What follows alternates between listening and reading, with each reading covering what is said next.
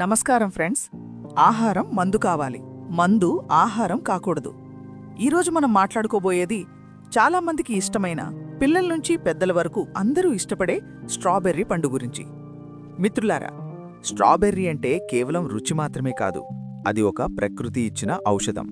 Strawberry ఎందుకు తినాలి? మొదటిగా, దీంట్లో విటమిన్ సి అధికంగా ఉంటుంది. దీంతో శరీరానికి రోగనిరోధక శక్తి పెరుగుతుంది, చర్మం కాంతివంతంగా మారుతుంది. రెండవది, గుండె ఆరోగ్యం. స్ట్రాబెర్రీలో ఉన్న యాంటీఆక్సిడెంట్లు చెడు కొలెస్ట్రాల్ను తగ్గించి హార్ట్ అటాక్ ప్రమాదాన్ని తగ్గిస్తాయి.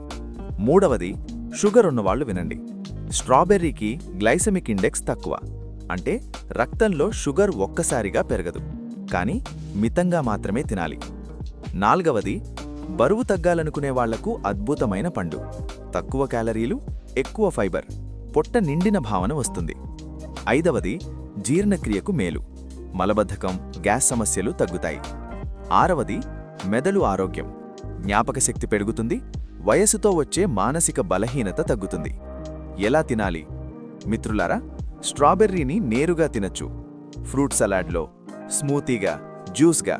కానీ చక్కెర కలిపి జ్యూస్ తాగడం మాత్రం నేను సిఫారసు చేయను.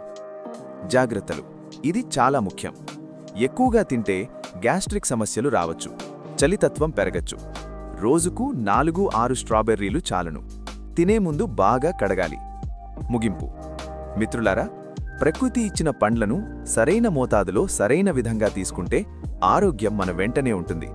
ఈ వీడియో మీకు ఉపయోగపడితే లైక్ చేయండి, ఇంకెవరికైనా ఉపయోగపడుతుంది అనుకుంటే షేర్ చేయండి. ఇలాంటి ఆరోగ్య సమాచారం కోసం సబ్స్క్రైబ్ చేయండి. మీ ఆరోగ్యానికి మీ స్నేహితుడు. ఆరోగ్య ఫ్యాక్ట్స్ 13.